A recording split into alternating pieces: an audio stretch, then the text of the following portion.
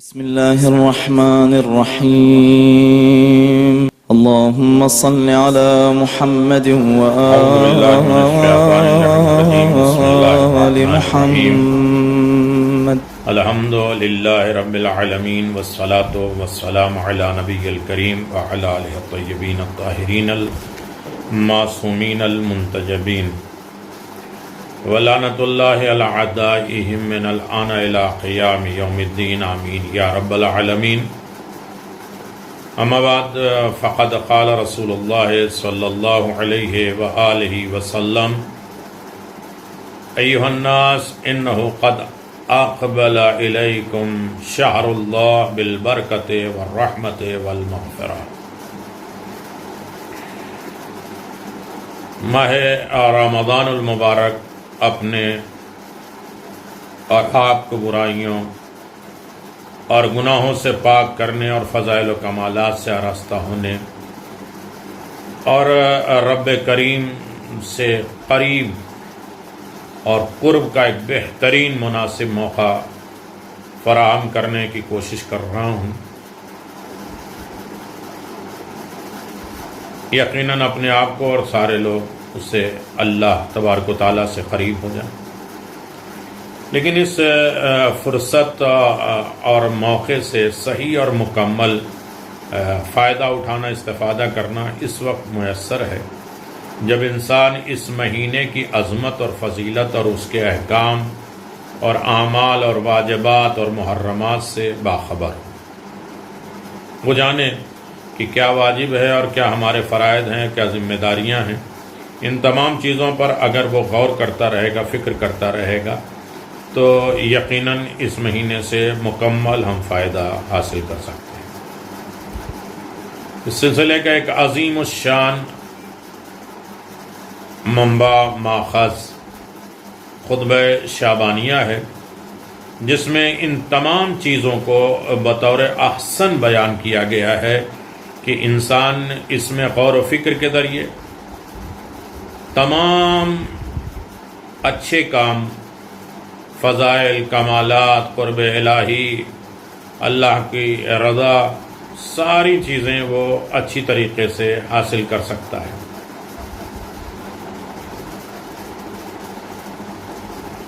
اور معرفت اور شناخت انسان پیدا کر سکتا ہے. اس خطبے کو رسول اکرم صلی اللہ علیہ وآلہ وسلم نے ماہ شعبان کے آخری دنوں میں مسلمانوں کے سامنے ارشاد فرمایا. کہتے ہیں آخری جمعہ. اس خطبے کو شیخ صدوق علیہ الرحمہ نے اپنی کتاب اخبار العیون الرضا میں نقل کیا ہے کہ امام علی ابن ابی طالب علیہ السلام، حاضرین محترم، امیر المومنین علی ابن ابی طالب علیہ السلام کے سلسلے میں، اور یہ باتیں منعقد ہیں، امیر المومنین سے خطاب ہے پیغمبر کا، اور یہ اخبار عیون الرضا میں شیخ صدوق نے امام علی رضا علیہ السلام نے اپنے آباء و اجداد طاہرین سے، انہوں نے امیر المومنین علی ابن ابی طالب سے، آپ نے رسول اکرم سے نقل فرمایا کہ خطبہ شعبانیہ میں جو بیان شدہ مطالب ہیں اسے 4 محور پہ تقسیم کیا جا سکتا ہے. اتنا بڑا خطبہ پیغمبر اسلام کا اگر اسے نچوڑ لیا جائے تو 4 سبجیکٹ بنتے ہیں، 4 محور بنتے ہیں، جس کے چاروں طرف ہماری لائف، ہماری زندگی اسی کے محور گھوم سکتی ہے. وہ ایک کیل ہے کہ جس کے چاروں طرف ہمیں گھومنا ہے. 4 چیزوں میں تقسیم ہے. ایک ہے فضائل ماہ رمضان، رمضان المبارک کی فضیلتیں کیا ہے، ماہ رمضان کے جلوے کیا ہیں، ماہ رمضان کے کمالات کیا ہیں، ان کے فضائل کیا ہیں. دوسرا ہے اعمال ماہ رمضان، ایک طرف فضیلت ماہ رمضان کیا ہے اور دوسرا طرف اعمال ماہ رمضان. اور تیسرے ہے تقوی اور پرہیزگاری، اس میں خوف خدا، یاد الہی، تقوی. اور چوتھا محور ہے حضرت علی ابن ابی طالب علیہ السلام کا تعارف، پہچان، امیر المومنین کو جانو پہچانو. اس خطبے کے شروع میں رسول اکرم صلی اللہ علیہ وسلم نے مومنین کو ماہ رمضان کی آنے کی خوشخبری اس طرح سے دیا ہے. فرمایا ایھا الناس انہ قد اقبل الیکم شہر اللہ بالبرکت والرحمت والمغفرہ. اے لوگو، ماہ خدا، ماہ الہی، اللہ کا مہینہ تمہاری طرف برکت، رحمت اور مغفرت کے ساتھ آ گیا ہے. برکت بھی ہے، رحمت بھی ہے، مغفرت بھی ہے. آپ نے اس مہینے کو شہر اللہ، خدا کا مہینہ قرار دیا ہے. اگرچہ یہ سمجھا جائے کہ سارے مہینے خدا ہی کے مہینے ہیں، لیکن چونکہ ماہ رمضان کو ایک خاص شرف اور فضیلت ہے، اور اس مہینے میں خدا سے نزدیک ہونے اور عبودیت اور عبادت اور اخلاص کے زیور سے آراستہ ہونے کے تمام تر مواقع فراہم ہو سکتے ہیں. جتنے بھی راستے ہیں وہ سب چیزیں ہمیں مل سکتے ہیں.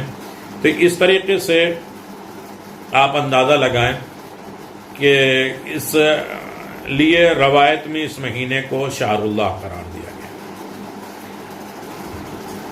کمال کی فضیلت، اوج فضیلت کیا ہے ماہ رمضان میں؟ رسول خدا صلی اللہ علیہ وسلم فرماتے ہیں شہر ہوا عند اللہ افضل الشہور، ایام ہو افضل الایام، لیالی افضل اللیالی، وساعت افضل الساعات. اللہ اکبر. یہ مہینہ خدا کے نزدیک سب سے برتر اعلیٰ ہے، با فضیلت مہینہ ہے. اس کے دن سب سے افضل دن ہیں، اس کی راتیں سب سے افضل راتیں ہیں، اس کے اوقات ساعات میں افضل اور اعلیٰ عرفات اور ساعات ہیں. اس کے بعد آپ نے ایک بہت اہم بات بیان فرمائی کہ اس مہینے میں مومنین کو خدا کی مہمانداری کی دعوت دی جاتی ہے، انہیں کرامت الہی کا اہل قرار دیا جاتا ہے. پیغمبر فرماتے ہیں دعیتم فیہ الی ضیافت اللہ. اللہ اکبر. یہ وہ مہینہ ماہ اور رمضان کے سب سے برتر اور بالا فضیلت ہے کہ اس لیے کہ ایک کریم صاحب خانہ اپنے مہمانوں کو بطور احسن مہمان نوازی کرتا ہے اور اس کی حاجتوں کو پورا کرتا ہے، روا کرتا ہے. نبی کریم صلی اللہ علیہ وآلہ وسلم نے اس بے نظیر مہمان نوازی کے بعض جلوے کو اس طرح بیان فرمایا ہے کہ اس مہینے میں اللہ تبارک و تعالیٰ کس طرح مہمان نوازی کرتا ہے. ماہ رمضان میں انسان کی اطاعت اور عبادت کے علاوہ اس کے روز مرہ کے غیر اختیاری کام بھی عبادت شمار کرتا ہے. ایسا اللہ نے مہمان رکھا ہے کہ جس میں اطاعت اور عبادت کے علاوہ جو ہمارے اختیار میں نہیں ہے، جو ہم نارمل بغیر سوچے سمجھے جو کام کر لیتے ہیں، اسے بھی اس مہینے میں اللہ تبارک و تعالیٰ نے عبادت قرار دیا ہے، احسن عمل قرار دیا ہے، بہترین عمل قرار دیا ہے. اس پر ثواب لکھتا ہے. اس مبارک مہینے میں مومنین کی سانسوں کو تسبیح، نیت کو عبادت، ثواب دیا جاتا ہے. انفاسکم فیہ تسبیح ونومکم فیہ عبادہ. تمہاری سانسیں تسبیح ہیں، تمہاری نیند عبادت ہے. نمبر 2، نیک اعمال اس وقت انسان کے معنوی ارتقاء کا باعث بنتا ہے، اس کی روحانیت کو بہت اعلیٰ عروج ملتا ہے، ارتفاع کی منزل، اور انسان اس منزل تک پہنچ جاتا ہے کہ ماہ رمضان کے عمل، چھوٹے چھوٹے عمل جب وہ بارگاہ الہی میں قبول کر لیے جاتے ہیں، لیکن بسا اوقات ایسا ہوتا ہے کہ اعمال مختلف آفات کی بنا پر شرف قبولیت سے محروم ہو جاتے ہیں. عام طریقے سے ہم کوئی بھی عمل کریں، اگر اللہ قبول کر لے تو وہ بہت بڑا عمل ہے، لیکن اگر قبول نہ کرے، کچھ چیزیں ایسی ہوتی ہیں کہ جو ہم اپنے اعمال کو خود ضائع کر دیتے ہیں، برباد کر دیتے ہیں. اچھے عمل کرنے کے بعد اس میں ریاکاری کر لی، اچھا عمل کرنے کے بعد ہم نے اس میں تکبر کر لیا، یا احسان جتلا دیا، یا کسی کے اوپر ظلم کر دیا، یا اور کوئی چیزیں، آفت، حسد، جلسی، غیبت ان سارے اعمال کو دھول دیتا ہے، ختم کر دیتا ہے، محروم ہو جاتے ہیں۔ مگر یہ کہ فضل و کرم پروردگار کی قبولیت کا باعث بن جائے تو اعمال چھوٹا بھی ہو تو بہت بڑا نظر آتا ہے۔ ماہ رمضان میں یہ فضل و کرم مومنین کے شامل حال ہوتا ہے اور ان کے اعمال کو اللہ قبول کرتا ہے، مقبول بارگاہ الہی قرار پاتا ہے۔ پیغمبر نے فرمایا اعمالکم فیہ مقبول، تمہارا عمل قبول کر لیا گیا۔ اللہ اکبر، یہی تو ایک امید ہے انسان کی۔ کرنے کے بعد ایک انسان یہ سوچتا ہے کہ ہمارا عمل پروردگار کی بارگاہ میں قبول ہو رہا ہے یا نہیں ہو رہا ہے۔ لیکن ماہ رمضان میں اللہ تبارک و تعالی اگر خلوص کے ساتھ بغیر ریاکاری کے انسان عمل کرتا ہے تو اللہ کہتا ہے کہ تمہارے عمل کو قبول کر لیا گیا۔ تو یہاں دیکھیے کہ اوج فضیلت کیا ہے۔ فضیلت کبھی بے اختیاری چیزوں پہ ہے، سانس لینا بھی عبادت، سونا بھی عبادت، کبھی اعمال کو قبول بھی کر لیتا ہے کہ انسان اس کے بارے میں فکر نہ رہے۔ تیسری چیز، ماہ رمضان میں خداوند عالم اپنے مہمانوں کی حاجت کو برلاتا ہے، چونکہ خدا میزبان ہے اور ہم اس کے مہمان بننے والے ہیں، تو مہمان کی دعا کو پروردگار عالم بہت جلد قبول کر لیتا ہے۔ جو بھی ان کی حاجت ہے، جو بھی ان کی ضرورتیں ہیں، اللہ تبارک و تعالیٰ ان کی ضرورتوں کو پورا کر دیتا ہے اور ان کے دعاؤں کو مستجاب کرتا ہے، ان کی دعاؤں کو قبول کرتا ہے۔ یہ بھی ایک تحفہ ہے۔ پروردگار عالم نے ہر نیک عمل کے لیے خاص مقدار میں ثواب معین کیا ہے۔ عام دنوں میں انسان کوئی بھی کام کرے تو اس کا یہ ثواب، اس کا یہ ثواب، اس کا ثواب، لیکن ماہ رمضان میں یہ ثواب کئی گنا ہو جاتا ہے۔ نبی اکرم صلی اللہ علیہ وسلم اسی بات کی طرف اشارہ دیتے ہیں، فرماتے ہیں جو شخص اس مہینے میں کسی مومن روزے دار کو افطار کرائے گا، پروردگار اسے غلام آزاد کرنے کا ثواب دے گا۔ اللہ اکبر۔ اور اس مہینے کے اور اس بندے کے جس نے یہ کیا ہے اس کے تمام گناہ پروردگار معاف کر دیتا ہے۔ جو شخص اس مہینے میں ایک واجبی نماز ادا کرے گا، خداوند عالم اسے 70 واجبی نمازوں کا اجر و ثواب عطا کرے گا۔ اللہ کتنا کرم ہے پروردگار، کتنا عظیم میزبان ہے کہ ہماری ایک واجب نماز جو ہمارے اوپر فرض ہے، واجب ہے، لازم ہے، اس کو بھی اللہ 70 درجہ بلند کر دیتا، اس کا ثواب دے دیتا ہے۔ جو شخص ایک آیت قرآن کی تلاوت کرے گا، یہ عمل کا عروج ہے۔ اس ماہ رمضان میں عمل کو اللہ کتنا عالی بنا دیتا ہے، کتنا عرفہ و اعلیٰ کر دیتا ہے کہ ایک آیت قرآن مجید کی ختم کرنے کا اگر انسان نے تلاوت کی تو پورا قرآن ختم کرنے کا اجر و ثواب ملے گا۔ مختصر گفتگو ہوتی ہے۔ 5ویں فضیلت ہے عمل کی اور ماہ رمضان کی برکتوں اور رحمتوں کا کہ ماہ رمضان میں جنت کے دروازے کھول دیے جاتے ہیں اور جہنم کے دروازے بند کر دیے جاتے ہیں۔ شیاطین کو زنجیر میں جکڑ دیا جاتا ہے۔ پیغمبر نے فرمایا ایھا الناس ان ابواب الجنان فی شہر مفتح وابواب النیران مغلق والشیاطان مغلوب۔ شیطان بند ہو جاتے ہیں، جنت کے دروازے کھل جاتے ہیں اور جہنم کے دروازے بند ہو جاتے ہیں۔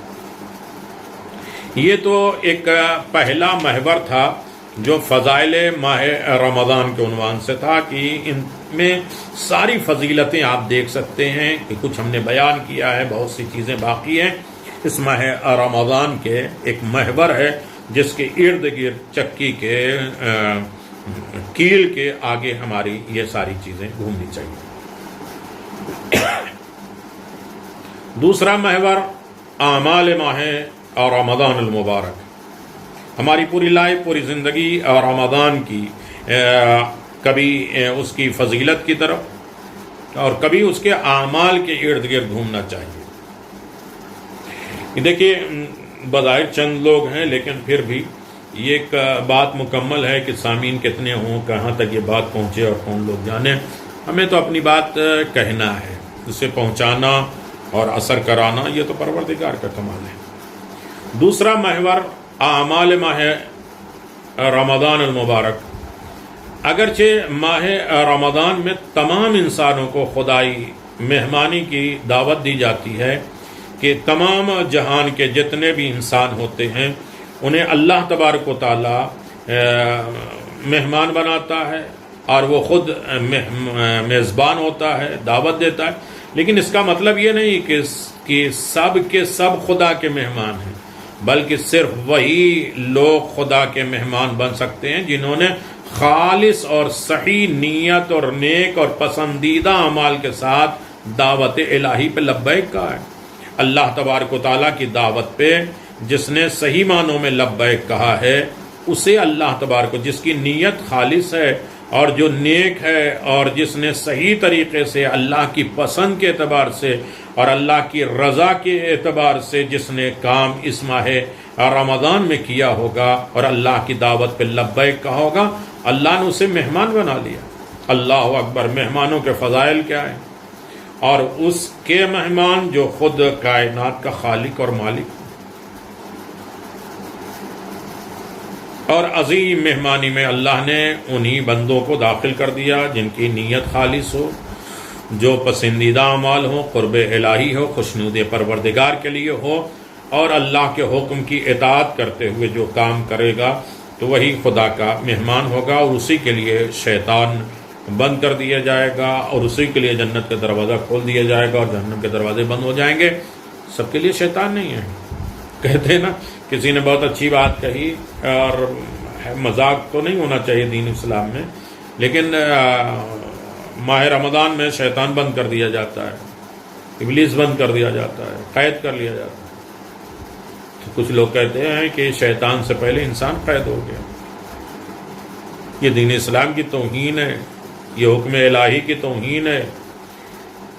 شیطان قید ہونے کا مطلب یہ ہے کہ شیطنت قید ہو، یا تو خود انسان شیطان نما بن جائے، جن اور انس دونوں بھی شیطانوں میں سے بھی تو ہیں، یا تو انسان کی فکر اور خیالات اور خواہشات کو اتنا شیطانی اثر انداز ہو جاتے ہیں کہ اس کا ہر عمل شیطانی ہو جاتا ہے۔ شیطان تو بند ہے لیکن اس کی حرکتیں شیطان جیسی ہو جاتی ہیں۔ اس کے علاوہ جس طرح میزبان پر لازم ہے کہ وہ اپنے مہمانوں کی اچھی طرح مہمان نوازی کرے، اسے صحیح مہمانوں کے اوپر بھی میزبان کے سلسلے میں کچھ ذمہ داریاں ہوتی ہیں۔ ان کا برتاؤ بھی میزبان کے شایان شان ہو۔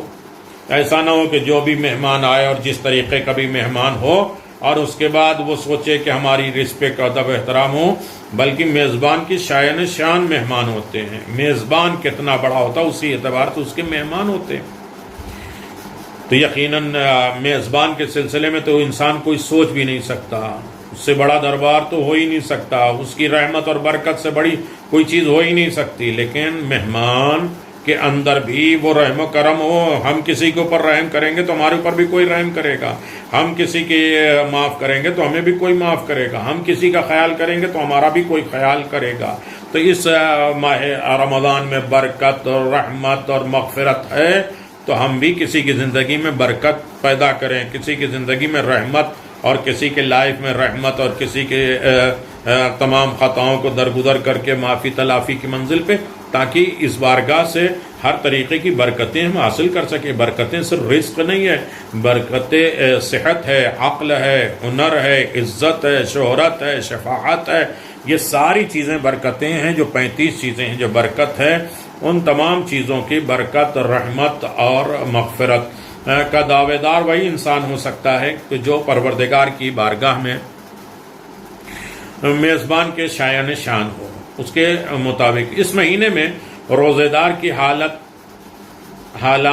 عادات، اطوار، رفتار، کردار دوسرے مہینوں سے الگ ہو جاتی ہے۔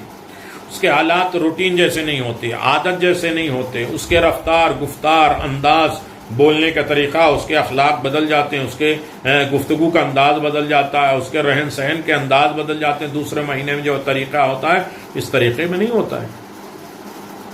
مثلا اس کے اندر مزید اخلاص اور توجہ کے ساتھ وہ اپنے اعمال کو انجام دینے لگتا ہے۔ پہلی چیز جو ہے اس کے اندر جو ہے وہ اعمال کے اعتبار سے اس کے اندر جو تبدیلیاں پیدا ہوتی ہیں وہ ہے تلاوت قرآن مجید.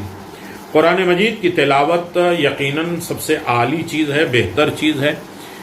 رسول خدا صلی اللہ علیہ وسلم نے اس قرآن مجید کی تلاوت میں یہ بات رکھی ہے کہ حکم روزہ کے بعد جس چیز کو زیادہ تر فرمایا گیا ہے، تاکید فرمائی گئی ہے کہ انسان روزہ رکھے، اور روزے کے بعد سب سے زیادہ جس کی اہمیت دی گئی، امپورٹنس دی گئی ہے، اور جس کو بڑا رتبہ اور مقام دیا گیا ہے، وہ ہے تلاوت قرآن کریم، قرآن مجید کی تلاوت. حضرت نے ارشاد فرمایا کہ سچی نیتوں اور پاک اور پاکیزہ دلوں سے اپنے پروردگار سے دعا کرو کہ وہ تمہیں اس مہینے میں روزہ رکھنے، قرآن کی تلاوت کی توفیق عنایت فرمائے. ماہ اور رمضان میں قرآن مجید کی تلاوت اور اس کی آیات میں تدبر، تفکر، غور و فکر، یاد اور اپنے آپ کو قرآن مجید میں تلاش کرنا ایک خاص اہمیت رکھتے ہیں اور فضیلت حاصل ہے. اس لیے یہ مہینہ نزول قرآن کا مہینہ، قرآن نازل ہونے کا مہینہ ہے. شاید ماہ رمضان کی فضیلت کا ایک اہم سبب یہی ہے کہ اس مہینے میں قرآن نازل ہوا. قرآن رمضان کیوں اتنا عالی ہے، کتنا بہتر ہے؟ ایک سبب یہ بھی ہے کہ اس مہینے میں اللہ تبارک و تعالیٰ نے شب قدر نازل کیا ہے. ایک فضیلت اور ہے کہ اسی مہینے میں اللہ نے قرآن مجید کو نازل کیا ہے. خود اللہ فرماتا ہے شہر رمضان الذی انزل فیہ القرآن ھدی للناس وبینات من الھدی والفرقان. ماہ رمضان وہ مہینہ جس میں قرآن نازل کیا گیا ہے جو لوگوں کے لیے ہدایت ہے، اور اس میں ہدایت حق اور باطل کے امتیاز کے واضح نشانی ہے. قرآن مجید ہدایت ایسی کرتی ہے کہ جو حق اور باطل ہو، ایسا نہیں ہے کہ دونوں چیزیں ہمارے پاس، حق بھی ہو باطل بھی ہو. ہم حق کے بھی قائل ہیں اور باطل کے بھی قائل ہیں، ہم حق کے راستے پر بھی ہیں اور باطل کے راستے پہ. یہ نہیں ہے. قرآن مجید پڑھنے والے کے اندر میں یہ ہدایت ہو جاتی ہے کہ وہ حق اور باطل کو پہچان سکے اور حق اور باطل کے درمیان میں فرق پیدا کر سکے، حق پر عمل کرے اور باطل کو چھوڑ دے. اگرچہ اس مہینے میں قرآن مجید کے بہت زیادہ ثواب ہے، تلاوت قرآن مجید، قرآن کا پڑھنا، قرأت قرآن بہت زیادہ اہمیت رکھتا ہے، ثواب ہے، لیکن تلاوت اس کتاب سے استفادہ کا پہلا اور ادنا مرحلہ ہے کہ ہم نے قرآن مجید کی تلاوت کر دی. اس کتاب کا پہلا چیپٹر، پہلا فائدہ اور بالکل کام فائدہ یہی ہے کہ اس کی تلاوت کی جائے. اس کتاب سے تو فائدہ اتنا اٹھانا چاہیے کہ مومنین کو صرف اس پر اکتفا رک نہیں جانا چاہیے کہ ہم نے قرآن کی تلاوت کر لی. یقیناً ثواب ہے، ایک آیت پڑھنے کا پورا قرآن کا اجر و ثواب ہے، لیکن یہ تو چھوٹا فائدہ ہے، بہت چھوٹا فائدہ ہے. مومنین کو صرف اس پر نہیں رکنا چاہیے بلکہ انہیں اس بات کی پوری کوشش کرنا چاہیے کہ قرآنی مفاہیم اور تعلیمات سے زیادہ روشناس ہو. قرآن کا مفہوم کیا ہے، قرآن کی تعلیمات کیا ہے، قرآن کی ہدایات کیا ہے، قرآن مجید کا پیغام کیا ہے، قرآن مجید کے دروس کیا ہیں، قرآن مجید کے ہدایت کے پہلو کیا کیا ہیں، قرآن کے کن کن واقعات کو کس ضمن میں بیان کیا ہے، قرآن کن چیزوں سے ہماری ہدایت کرنا چاہتا ہے، قرآن ہم سے کیا باتیں کرنا چاہتا ہے، قرآن سے ہم خدا کی اطاعت کیسے کر سکیں، قرآن سے ہم خدا کو راضی کیسے کر سکیں. تو یہ ساری چیزیں روشناس اور پہچان کر آتا ہے زیادہ سے زیادہ، اور اس میں تدبر کر کے، غور و فکر کر کے قرآنی احکام اور تعلیمات کو اپنی زندگی میں جاری کریں. یہ قرآن مجید کا مہینہ ہے، تلاوت کی حد تک نہیں رک جائیں، اس پر غور کریں، اس پر فکر کریں، اور غور و فکر کرنے کے بعد اس کی تعلیم کو سمجھیں، اس کے مفہوم کو جانیں اور اس کے پیغامات کو سمجھیں. قرآن ہم سے کیا چاہتا ہے اس کی طرف غور کریں. قرآن مجید کی ہم کہیں مخالفت تو نہیں کرتے، اس پر غور کریں. قرآن کب کب ہمارے لیے جنت کے دروازے کھول دیتا ہے، کیا حکم دیتا ہے ہمارے گھر میں، ہمارے والدین کے ساتھ، ہمارے رشتہ داروں کے ساتھ، ہمارے قرابت داروں کے ساتھ، ہمارے پڑوسیوں کے ساتھ، ہمارے چھوٹوں کے ساتھ، ہمارے بڑوں کے ساتھ، ہمارے معاشرے اور کلچر میں لوگوں اور انسانوں کے ساتھ قرآن مجید کا کیا فلسفہ ہے، اس کی طرف بھی ہم غور کریں۔ ماہ رمضان ہماری پوری زندگی کو چینج کرنے کے لیے آیا ہے، تبدیل کرنے کے لیے آیا ہے، صرف قرآن کی تلاوت کرنے کے لیے۔ ہاں اس کے فائدے ہیں لیکن بہت چھوٹے اور ادنا۔ احکام تعلیمات کو اپنی زندگی میں جاری کریں اور اس کی نورانی آیات پر عمل کر کے اپنی دنیاوی اور آخرت کی زندگی کو منور بنا دیں۔ یہ قرآن کا فلسفہ ہے، یہ قرآن کی ہدایت ہے کہ یقیناً قرآن مجید ہم سے یہ کیا چاہتا ہے کہ اپنی دنیا کو بھی اچھا بناؤ اور اپنی آخرت کو بھی اچھا بناؤ۔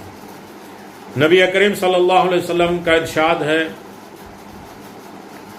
کافی میں یہ روایت ہے کہ جو شخص قرآن کو آگے رکھے گا، زندگی میں اس کی پیروی کرے گا، اس کی اطاعت کرے گا، اس کا کہنا مانے گا، قرآن قیامت میں اسے جنت کی طرف رہنمائی کرے گا۔ آج ہم قرآن کے پیچھے چلیں گے تو کل قرآن ہمیں قیامت میں خود ہمارے حکم کو بلائے گا اور ہمیں بلائے گا اور ہم اس کے پیچھے چل کر اپنی نجات حاصل کریں گے۔ جو قرآن کو اپنا رہنما اور لیڈر اور قائد مانتا ہے تو قرآن اسے چھوڑے گا نہیں، قرآن اس کے لیے انس اور محبت ہے۔ امیر المومنین نے کہا ہے کہ مجھے اس سے پرواہ نہیں کہ ساری دنیا مجھے چھوڑ دے، اگر میرے پاس قرآن ہے تو مجھے کوئی خبر نہیں، مجھے کوئی ڈر نہیں، کوئی فکر نہیں، اس لیے کہ بہترین مونس دوست ساتھی قرآن مجید ہے۔ اللہ اکبر۔ یہ ہے استقبال ماہ سیام، ماہ رمضان کا ہم کس طریقے سے ویلکم کریں، استقبال کریں۔ ہماری سوچ اور فکر ماہ رجب اور شعبان سے اتنی عالی ہو جائے کہ ہم قرآن صرف پڑھیں نہیں بلکہ قرآن کو اپنا لیڈر، اپنا قائد، اپنا رہنما مانیں۔ قرآن کو پس پشت نہ ڈال دیں کہ ہاں پڑھ لیں گے چھوڑ دیں گے، یا اس کے آداب و اطوار کو ہم نہیں سمجھے، قرآن مجید پڑھ رہے ہیں تو پڑھ رہے ہیں، اس کے دستور، اس کے قانون کی لاپرواہی نہ کریں۔ قرآن اسے جہنم میں ڈھکیل دے گا جو لوگ اس کے قانون کی لاپرواہی کریں گے اور اس کی مخالفت کریں گے۔ یہ تو پہلا محور ہے اعمال کے اعتبار سے قرآن مجید۔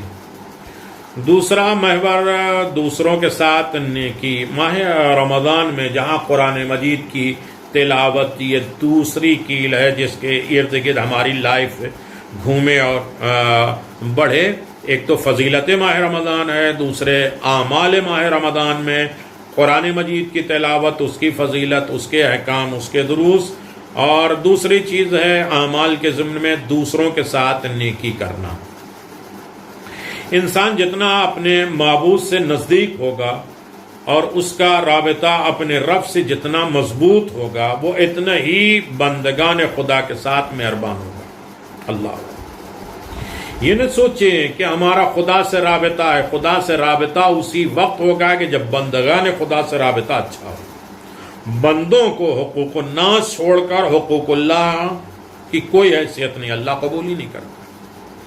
تو ایک فارمولہ ہمیں یاد رکھنا چاہیے کہ انسان جتنا معبود سے اپنے خدا سے نزدیک ہوگا اس کا رابطہ اپنے رب سے جتنا مضبوط ہوگا اتنے ہی خدا کے بندوں کے ساتھ وہ مہربان ہوگا، بندوں کے اوپر ظلم نہیں کرے گا۔ لاکھ نماز پڑھے جا رہے ہیں، یہ دعا، وہ اعمال، وہ اچھائیاں، لیکن بندگان خدا سے ہمارا رابطہ اچھا نہیں ہے، ہم مہربان نہیں ہیں، ان کے اوپر شفقت اور مہربانی اور مربت نہیں کرتے، حسن ظن نہیں رکھتے، بلکہ ہر وقت سوء ظن، وہی 40 سال کی برائیاں، خرابیاں ذہن میں، فکر میں بندھی ہوئی، اور انسان کبھی اچھا خیال نہیں کر سکتا۔ تو پھر خدا سے رابطہ کیا ہے؟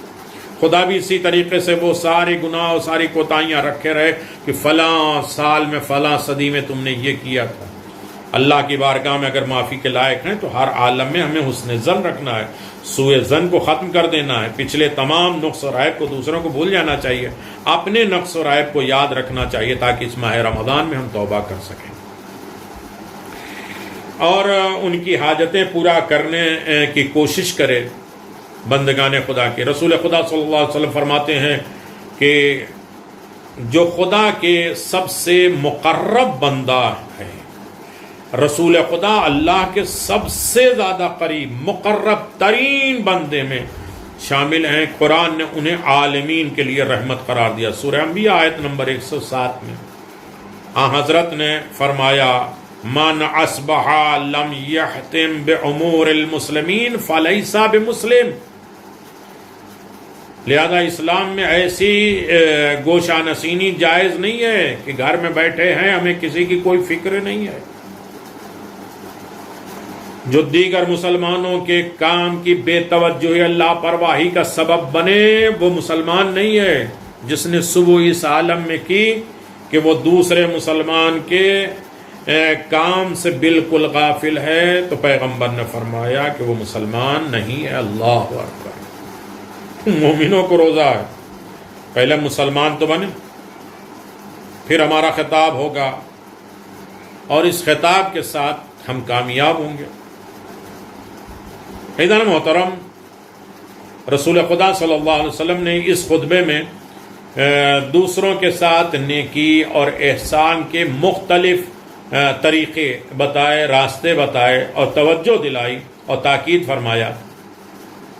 جیسے فقراء، غریب، مساکین کی مالی امداد ماہ رمضان میں ایک طریقے کا بہترین عمل ہے. قرآن مجید کی تلاوت کے ساتھ ساتھ دوسروں کے ساتھ نیکی، غریب، فقراء، مساکین کی مالی مدد کرنا، بڑوں کا احترام کرنا، اکرام کرنا، عزت کرنا، چھوٹوں کے ساتھ مہربانی کرنا، رشتہ داروں کے ساتھ صلہ رحمی کرنا، یتیموں کے ساتھ شفقت اور مہربانی کے ساتھ پیش آنا، مومن روزہ دار کو افطار دینا، دوسروں کے ساتھ خوشی اور اخلاقی سے پیش آنا، مومن کے لیے بھی خوشی کا ذریعہ بنے. تصدوا علی فقرائکم ومساکینکم، مساکینکم. اللہ اکبر. غربا، فقیر، مساکین کے لیے صدقہ کرو، اچھائیاں کرو، کار خیر کرو، بڑوں کا احترام کرو، چھوٹوں کے ساتھ مہربانی کرو، رشتہ داروں کے ساتھ صلہ رحمی کرو، یتیموں کے ساتھ شفقت اور مہربانی کے ساتھ پیش آؤ، مومن کو افطار کرو. یہ خطبہ شعبانیہ ہے. وَصَلُوا الْأَرْحَامَكُمْ. اللہ اکبر. ایتام الناس، لوگوں کو کھانا کھلانا. دوسرے محور میں جو اعمال ماہ رمضان کی فضیلتوں میں سے ہے، اس میں سے تیسرا عمل، پہلا عمل کیا تھا؟ قرآن مجید کی تلاوت، قرآن مجید کے مفاہیم، قرآن مجید کے درس، قرآن مجید کے پیغامات، اور دوسرا ہے دوسروں کے ساتھ نیکی کرنا، اور تیسرا خدا اور اولیاء خدا سے قریبی رابطہ. ماہ رمضان کا بہترین سبجیکٹ دوسرے عمل میں. عمل کیا کیا کریں؟ ایک انسان پوچھتا ہے نا کہ عمل کیا ہے. فضیلت تو ماہ رمضان کی یہ ہے، یہ کر لو، وہ کر لو، ایسا بیٹھو، ایسا سو، ایسا جاگو، یہ کھلاؤ، وہ کھاؤ اور وہ پیو، اور یہ ساری فضیلتیں سحری اور افطار ہی میں دکھائی دیتی ہیں. لیکن اعمال ماہ رمضان میں قرآن مجید کی تلاوت، لوگوں کے ساتھ اچھائی، اور خدا کے دوستوں سے قریبی رابطہ. ماہ رمضان پروردگار اور خاصان پروردگار اور خدا کے قریب بندوں سے قریب ہونے اور ان سے رابطے کو مضبوط اور محکم کرنے کا بہترین موقع ہے. ہم خدا سے بھی قریب ہوں، خدا کے جو قریب بندے ہیں ان سے بھی قریب ہو جائیں، خدا کے جو دوست ہیں ان سے بھی قریب ہو جائیں، خدا جنہیں پسند کرتا ان سے بھی ہم پسند کرنے لگیں، ان پر عمل کرنے لگیں. رسول خدا صلی اللہ علیہ وسلم اس خطبے میں مومنین کو توبہ، استغفار کی دعوت دیتے ہیں تاکہ اس کے پچھلے سارے گناہ دھل جائیں، پاک و پاکیزہ ہو جائے، خدا سے رابطہ برقرار ہو سکے. آپ نے ارشاد فرمایا کہ بارگاہ خدا میں اپنے گناہوں سے توبہ کرو، تمہاری جانیں تمہارے اعمال کے قیدی ہیں، انہیں استغفار کے ذریعے آزاد کر دو. اللہ اکبر. آج ہم مکان میں قیدی، آج کسی گھر میں بندھے ہوئے ہیں، کہیں جا نہیں سکتے، آ نہیں سکتے، تو کتنا دم گھٹتا ہے، کتنا پریشان ہوتے ہیں. پیغمبر فرماتے ہیں تمہاری جان، ابھی تو ہم خود جو ہے قید مکان میں اسپیس سے چل رہے ہیں، لیکن ہمارے جان اعمال کے قیدی ہیں. استغفار کے ذریعے ماہ رمضان میں اور باقی دنوں میں استغفار کے بہت زیادہ طریقے ہیں، بہت زیادہ انواع و اقسام ہیں. جس کی طرف ہمیں توجہ کرنا چاہیے. پورا خطبہ شعبانیہ پڑھنا چاہیے. ہم تو صرف اشارے کر رہے ہیں تدبر و تفکر کے لیے کہ تاکہ یاد دہانی ہو جائے اور انسان اس کی طرف متوجہ ہو جائے. استغفار کر کے اپنے آپ کو آزاد کرو. تمہاری پیٹھ گناہوں کی بوجھ سے بالکل بوجھل ہو چکی، سنگین ہو چکی، وزنی ہو چکی ہے. انہیں لمبے سجدوں کے ذریعے ہلکا کرو. اب ماہ رمضان صرف ٹکر مارنے کا، یہ امام نے جیسے فرمایا کہ چونچ مارنا. بہت سے جانوروں کی طرح لوگ جو ہے وہ سجدہ کرتے ہیں اور چونچ مارتے ہیں، اور یقیناً ان کا سجدہ اور ان کی نمازیں اس حد تک نہیں ہوتی ہیں کہ وہ خدا کی بارگاہ میں. لہذا پیٹھ بڑی سنگین ہے، کاندھے پہ بڑا گناہوں کا بوجھ ہے، اسے ہلکا کرنے کا بہترین طریقہ ہے لمبے سجدہ کرنا. جو شخص اس مہینے میں نماز نافلہ ادا کرے گا، یعنی صبح کی 2 رکعت نماز، یا ماہ رمضان میں 1000 رکعت نمازیں ہیں، ہر رات کی الگ الگ نمازیں ہیں، اور ظہرین سے پہلے 8 رکعت، 8 رکعت، مغرب سے کے بعد 4 رکعت ہے، عشاء کے بعد 2 رکعت ہے، نماز شب ہے، اور اپنے مغفرت والدین ہے، اپنے اعمال کی قبولیت کے لیے ہے، طرح طرح کی نمازیں ہیں. یہ نافلہ مستحب جو اس مہینے میں ادا کرے گا، خدا اس کے لیے جہنم کی آگ اس کے اوپر حرام کر دے گا. اس کے لیے برات نامہ لکھ دے گا، جہنم کی آگ سے بالکل لیٹر لکھ دے گا کہ اب اس سے یہ بالکل برات ہے، اس سے آزاد ہے. کہتے ہیں توبوا الی اللہ من ذنوبکم وان انفسکم مرحون باعمال ففکرها باستغفار اللہ من تطوع فیہ بصلاۃ کتب اللہ برات من النار. رسول خدا صلی اللہ علیہ وسلم ہادی امت سے اپنا رابطہ مضبوط کریں. پیغمبر کیا چاہتے ہیں، پیغمبر کی پسند کیا ہے، پیغمبر کی ناپسندیدی چیز ہے، پیغمبر نے کتنی زحمتوں کے بعد ہمیں دین کیا دیا، اسلام کیا دیا، ان کے اخلاق کیا ہے، ان کی سیرت کیا ہے، اس سے ہمارا کنیکشن رابطہ ہو. آج چھوٹا سا نیٹ ورک جو ہے وہ موبائل کا ختم ہو جاتا ہے تو ہم پریشان ہو جاتے ہیں، نیٹ ورک نہیں آ رہا ہے. ہم یہ کبھی سوچیں کہ ہمارا نیٹ ورک مل رہا ہے، ہمارا کنیکشن ہو رہا ہے، ہمارا میسج جا رہا ہے، اسے دیکھا بھی جا رہا ہے یا نہیں. اور امید ماہ رمضان بھی یہ ہو کہ ہمارا میسج جانے کے بعد اس کا ریٹرن بھی ہو، اور اسے ہمارے لیے بہت اعلی چیز ہے کہ ہم امید رکھیں کہ اس کا ریٹرن بھی آئے گا، اس کا جواب بھی آئے گا، اس کے رپلائی بھی ہوگا. پیغمبر اسلام صلی اللہ علیہ وسلم ہادی و امت سے اپنا رابطہ مضبوط مستحکم رکھیں. اس رابطے کی برکتوں سے بہرہ مند ہونے کے لیے حضور صلی اللہ علیہ وسلم نے صاحبان ایمان کو اپنے اوپر زیادہ سے زیادہ درود و صلوات پڑھنے کی تاکید کی گئی ہے کہ اگر تم پیغمبر سے رابطہ رکھنا چاہتے ہو تو زیادہ سے زیادہ پیغمبر اسلام اور آل پیغمبر پہ زیادہ سے زیادہ صلوات بھیجا کرو. خالی بیٹھے ہو، بیکار فضول باتوں کو بند کر دو، اور زیادہ سے زیادہ صلوات کی تاکید اور ترغیب دی گئی، رغبت دلائی گئی ہے. من اکثر فیہ من الصلاۃ علی ثقل اللہ میزان یوم تخفف الموازین، ہی جو شخص اس مہینے میں میرے اوپر زیادہ سے زیادہ صلوات بھیجے گا، خداوند عالم اس کے میزان اعمال کو اس طرح سنگین کر دے گا، وزنی کرے گا، جب بہت سے لوگ میزان عمل سے ہلکے ہو جائیں گے. جب ترازو ہلکا ہو جائے گا تو جہنم کی طرف چلے جائیں گے، لیکن جو لوگ صلوات پڑھتے ہیں ان کے اعمال بڑے وزنی ہو جائیں گے اور ان کی سیکورٹی بڑھ جائے گی اور وہ ہر طریقے کے حفظ و امان میں رہیں گے. تو یہ تھا دوسرا محور جہاں ہمیں اپنے اعمال کی طرف توجہ دینا ہے. اعمال قرآن کے ذریعے بھی ہو سکتا ہے، اعمال خدا، رسول اور ائمہ معصومین سے رابطہ، لوگوں کے ساتھ نیکی، یہ ساری چیزیں اعمال میں آتے ہیں. تیسرا محور ماہ رمضان میں جس کے لیے روزہ واجب قرار دیا گیا ہے، اور اللہ نے بھی کہا کہ شاید تم متقی و پرہیزگار بن جاؤ. حضرت امیر المومنین علی بن ابی طالب علیہ الصلوۃ والسلام فرماتے ہیں کہ میں اس خطبے کے دوران کھڑا ہو گیا، پیغمبر خطبہ دے رہے ہیں، امیر المومنین کھڑے ہو گئے اور رسول خدا سے ایک سوال کیا کہ اس مہینے میں سب سے برتر اور اعلیٰ اور افضل عمل کیا ہے، سب سے عالی چیز کیا ہے، سب سے بہترین عمل کیا ہے یا رسول اللہ؟ تو رسول خدا صلی اللہ علیہ وسلم فرماتے خدا کے حرام کردہ چیزوں سے پرہیز کرنا۔ اب ہمارے حساب سے، کیلکولیٹر کے حساب سے، ہمارے ترازو کے اعتبار سے نہیں ہوگا کہ غیبت کیا ہے اور بہتان کیا ہے اور الزامات کیا ہے اور طعنے کیا ہیں اور تشنیع کیا ہے، یہ نہیں ہے۔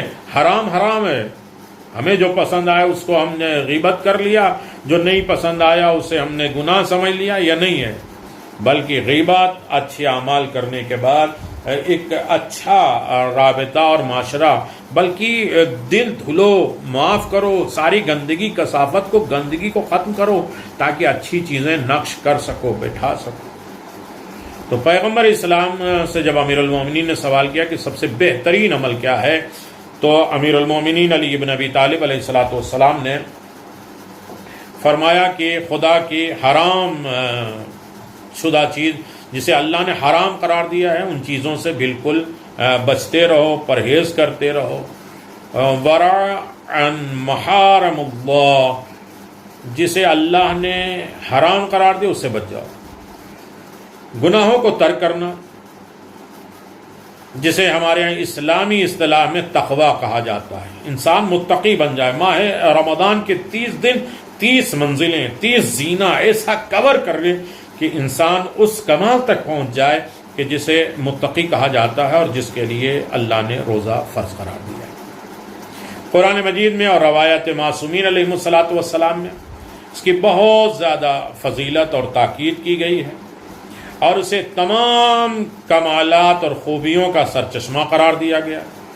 قرآن مجید نے تقوی کو بہترین آخرت کا ذریعہ اور پونجی اور کھانا اور زاد راہ، جو سفر کے ساتھ ہم لے کے چلتے ہیں، وہ ہمارے لیے آخرت کے سفر کا ساتھی بہترین تقوی ہے۔ فَإِنَّ خَيْرَ الزَّادِ التَّقْوَىٰ، سورہ بقرہ آیت نمبر 197 ہے، جس میں اللہ تبارک و تعالیٰ ایک مقام پر اسے ایک ایسا لباس قرار دیتا ہے کہ لباس التقویٰ ذالک خیر۔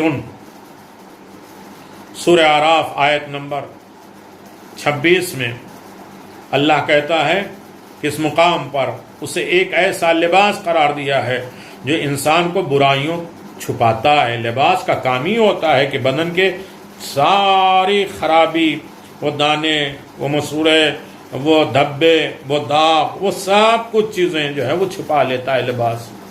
یہ لباس گرمی اور سردی سے بدن کو سکون دیتا ہے۔ تو تقوی کا لباس بھی بہت اہم ہے۔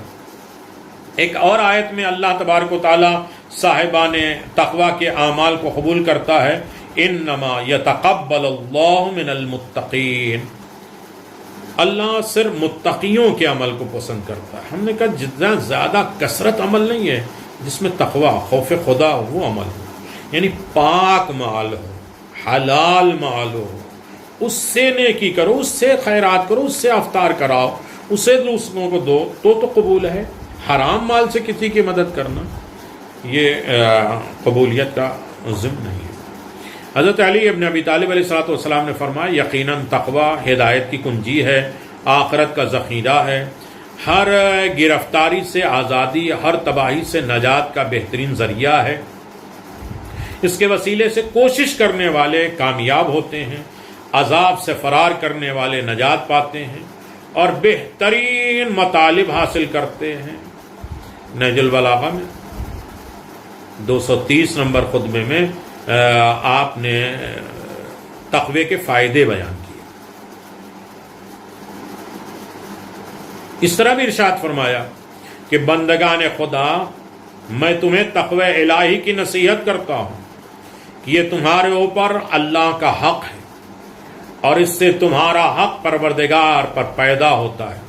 اس کے لیے اللہ سے مدد مانگو اور اس کے ذریعے اسی سے مدد طلب کرو کہ یہ تقوی آج دنیا میں سپر، تمہاری ڈھال ہے، ہر پریشانی دکھ درد سے تمہیں نجات دینے کا بہترین وسیلہ ہے، حفاظت کا ذریعہ ہے، کل جنت تک پہنچنے کا راستہ ہے تقوی۔ اس کا مسلک واضح اور اس کا راہ رو، اس کا راستہ اور اس کا راستہ دکھانے والے، فائدہ حاصل کرنے والے۔ نہج البلاغہ ماہ رمضان میں چوتھا محور، 4 ہی کام تو ماہ رمضان میں کرنا ہے، ایک فضیلت ماہ رمضان پر غور کرنا ہے، ایک اعمال ماہ رمضان پر غور کرنا ہے، اور ایک تقوی اور پرہیزگاری پر چلنا ہے ہمیں۔ اب چوتھا محور اور مرکز، پیغمبر اسلام صلی اللہ علیہ وسلم نے ارشاد فرمایا کہ حضرت علی علیہ السلام کے سوال کے جواب دینے کے بعد رونے لگے۔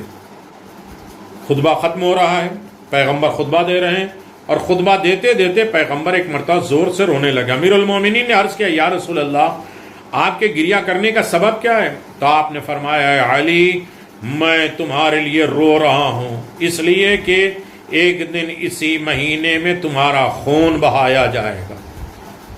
گویا میں دیکھ رہا ہوں، اللہ اکبر، آپ اندازہ لگائیں کہ پیغمبر اپنے بھائی کو یاد کرتے ہوئے اتنے سارے اعمال، اطوار، تقوی سب کچھ بیان کر لیا، روئے نہیں۔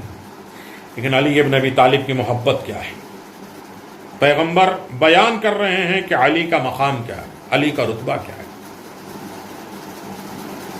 گریہ کرنے کا سبب کیا ہے؟ آپ کیوں رو رہے ہیں؟ تو آپ نے فرمایا، اے علی، میں تمہارے لیے رو رہا ہوں اس لیے کہ ایک دن اسی مہینے میں تمہارا خون بہایا جائے گا۔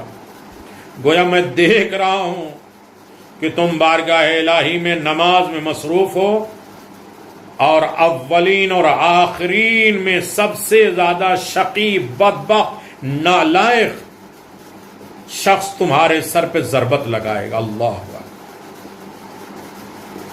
اور تمہاری داڑھی سر کے خون سے رنگین ہو جائے گی۔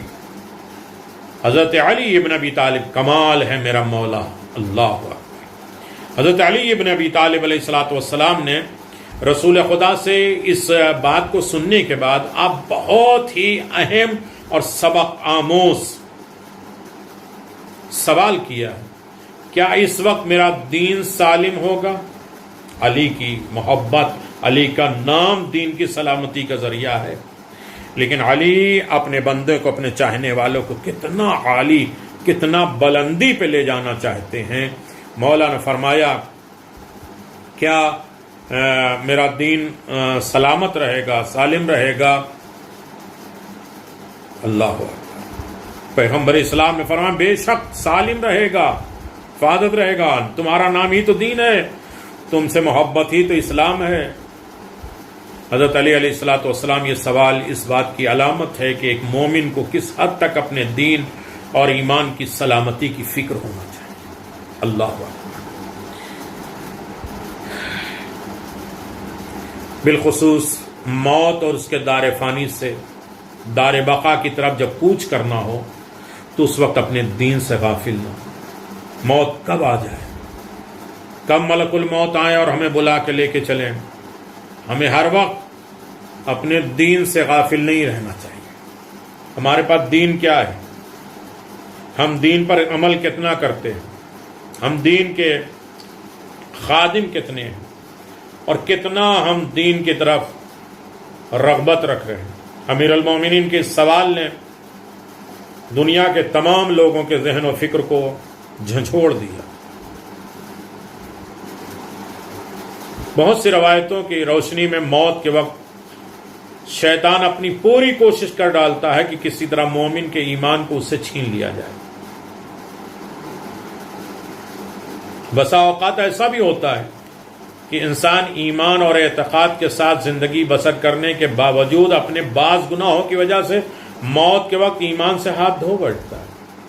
کہتے ہیں نا، آخری دور میں ڈرو کہ صبح میں مومن اور شام کو کافر، سوئے تو مومن اٹھے تو کافر۔ کیسے رد و بدل، پوری زندگی ایمان کے دائرے میں رہے ہو، لیکن موت کے وقت ایمان سے ہاتھ دھونا پڑا اور ہمیشہ ہمیشہ کے لیے شقی اور بدبخت ہو گئے۔ بہت سے ہیں آخری وقت میں ایمان چھوڑ دیا، اور بہت سے لوگ ایسے جو شقی اور بدبخت ہیں آخری وقت میں ایمان کے راستے پر آ گئے۔ لہذا سامعین کرام، مومنین کرام، ہمیں بھی چاہیے کہ بارگاہ الہی میں تضرع، گریہ، اولیاء خدا سے توسل کے ذریعے اپنے ایمان کو ان حضرات کے حوالے کر دیں جو ہمارے ایمان کی، ہماری تازگی کو، ہماری اچھائیوں کو محفوظ کرنے والے۔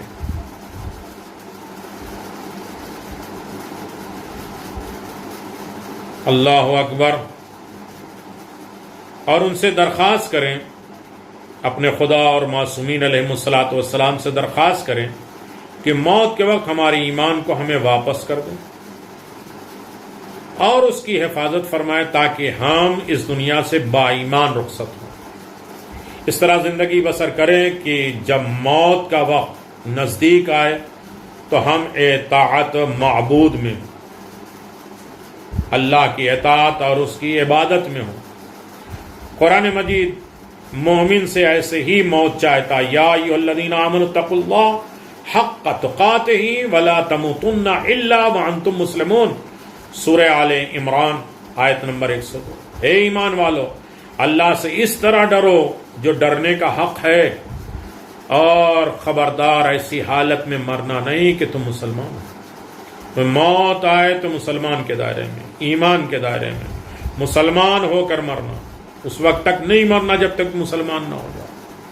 اس خطبے میں رسول خدا صلی اللہ علیہ وسلم نے حضرت علی ابن ابی طالب علیہ الصلوۃ والسلام کو اپنا ہم رتبہ، اپنا برابر اور اپنا مرتبہ قرار دیا اور فرمایا، امام علی ابن ابی طالب کو مخاطب کر کے فرمائے، یا علی من قتلک فقد قتلنی، من ابغضک فقد ابغضنی، من سبک فقد سبقنی، لأنہ منی کنفسی، روحی من روحی، طینتک من طینتی۔ اے علی، جس نے تمہیں قتل کیا ہے اس نے مجھے قتل کیا، اور جس نے تم سے عداوت اور دشمنی رکھی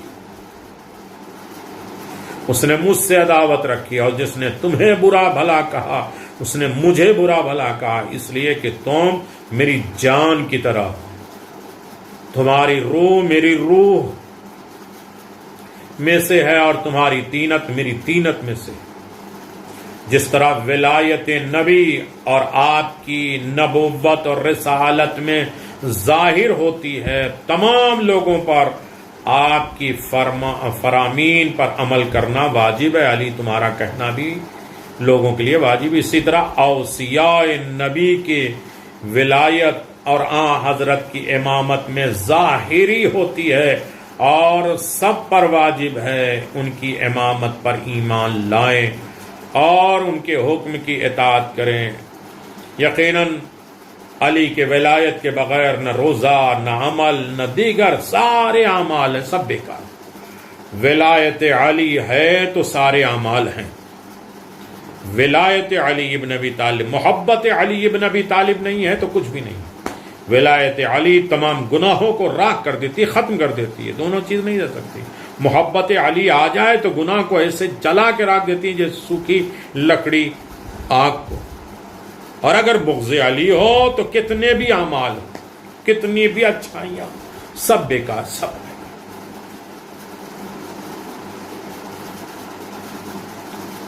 حضرت علی ابن ابی طالب سے فرمایا، ان اللہ تبارک و تعالی اختیارنی للنبوہ و اخترک للامامہ فمن انکر امامتک فقد انکر نبوتی۔